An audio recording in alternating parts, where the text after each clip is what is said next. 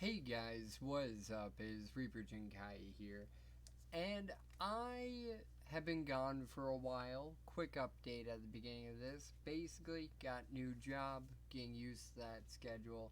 It's been a while that I've been there, but I work a lot more than I used to, and at much longer periods throughout the day, so it's kind of hard to find a time to upload. And then my old desktop kind of died on me, so I had to get a new one, which I just recently did, which was perfect timing because I really wanted to talk about Pokemon United. It's either Pokemon United or Pokemon Unite.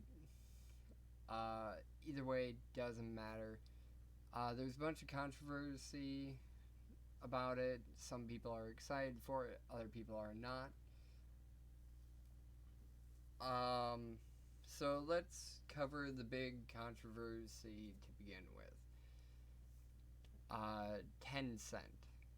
Pokemon Unite is being made by the Pokemon Company and they have partnered with Tencent. If you do not know who Tencent is, they are basically a really big Japanese company that runs pretty much all of their social media.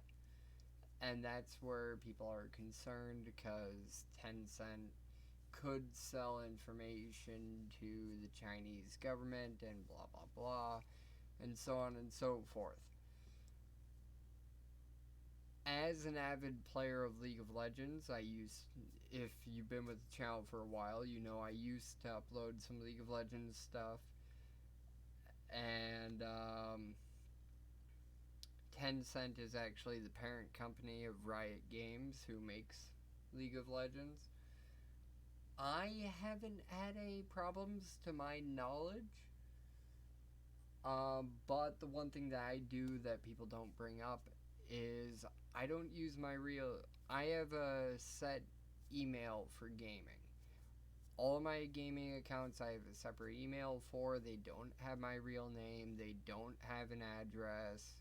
Like, there's nothing that could be given that would make it threatening to me. The emails, they're just emails. Like, we can make a fake email. So, if you're concerned about Tencent selling your information, I recommend making a gaming email just to use for your catch-all. Because you never know. Like, who knows? Maybe Blizzard's selling our information to the government. Don't know why they would have to. But, and that's not a shot at Blizzard. That was just the first company I thought of. I currently don't have a problem with Blizzard or anybody like that. Just throwing that out there. Now, on the off chance you have no idea what Pokemon Unite is, you missed the announcement on June 24th. I will briefly go over what it is and, from what we saw, how it will play. So this is basically the map you are seeing in front of you. It is a Pokemon MOBA. They call it a team-based strategy game, but it's a MOBA. It's a 5v5 battle arena. You get to pick different Pokemon. You start at level 1. Unlike other MOBAs, though, you are not trying to get to the enemy's base and destroy their base. You are battling wild Pokemon that will appear randomly on the map. Well, I don't think it's randomly. I think they have certain spawn points. They weren't very clear on that. And when you defeat them, the trainer will catch them. And then, out of the 10 spots on the map, you can turn those Pokemon in to those spots. In doing so, you will gain experience. I believe you gain experience from battling as well.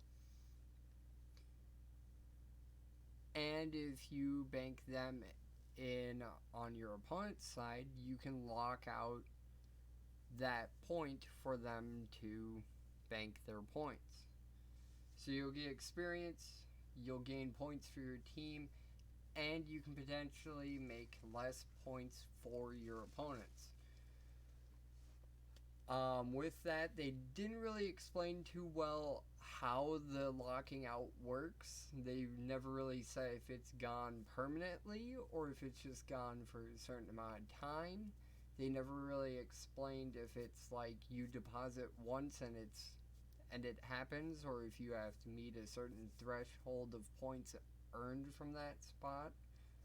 But either way, it opens it up to some strategies you can do with your friends, work out how you want to do it. By the way, this will be releasing on Nintendo Switch and mobile. So if you don't have a Switch, if you have an Android or an iOS, play it on there. I'm just to get this out of the way, I am excited for this. If you couldn't tell by me wanting to talk about it, I'm excited for this. I like MOBAs and I like Pokemon. The other thing they showed is that defeating your opponent really isn't as necessary as other MOBAs, which I think is a cool different take on it. If you've played League of Legends, this reminds me a lot of Dominion, if you remember that really old game mode. So Charmander is one of the Pokemon in the game, so I'll use him as an example for this. Charmander will start out at level 1. I didn't really see the level cap. I think it's going to be 18 or 20. And they did show Charmander evolving into Charmeleon at level 5. So I'm going to guess like level 5 and then maybe level 10 or maybe even like 13 or 15, you'll evolve again. I did see that Pokemon like Snorlax that are in the game don't evolve, they just start as Snorlax, which I was a little disappointed in. I kind of wanted to run around as Munchlax for a little bit. Then the big difference, they didn't really say anything about items that you can buy, which if you've played Dota, League of Legends, or Smite, which are by far the 3 biggest ones, they all have items to buy and increase the stats that your character is good at. This game, from what they showed, will not have items, but you will have different abilities that you can swap out. So like when they evolved into Charmeleon in the reveal trailer, Charmeleon learned Slash, but later they had swapped out that Slash for Fire Blast. So depending on how you want to play, you can make each Pokemon play that way. Let's see. What else can I talk about it? It's not a lot to go off of right now. Oh, this is the other thing I wanted to address. People are worried that it's going to be pay to win, because Tencent has a bad habit of making games that are pay to win. Since they are the parent company of League of Legends, I don't foresee it, but that doesn't mean it can't happen. This is all my speculation, so I could be wrong. Some people will argue in like League of Legends you have to buy the characters and that's pay to win. I have like 8 to 10 years experience in League of Legends, and I don't feel like buying a different character is paying to win. Because yeah, you can play the character, but you can suck with the character. And the character has counters that normally existed before the character came out. They don't generally release someone with no counters.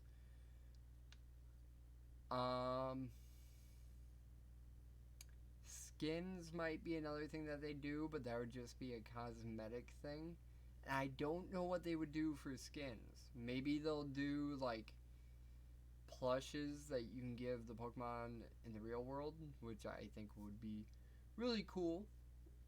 Some Pikachu's in the game, obviously, it's Pokemon, so maybe like a winter themed Pikachu from one of the plushes that we've gotten in the past, or a Halloween one.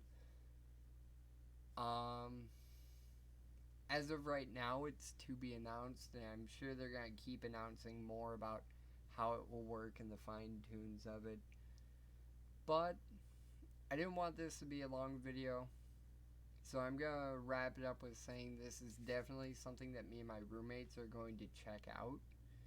They said when it first comes out, at bare minimum, it is going to be free to play, which free to play, even if it does suck, I didn't lose anything on trying it. But with that, I hope you guys enjoyed. I'm going to try and get back into content creation. It's going to take me a bit to set up my computer again and get everything where it needs to be. So, if you've stuck around for this long of a hiatus, bear with me. I'm trying, I promise. And have a good one. Peace.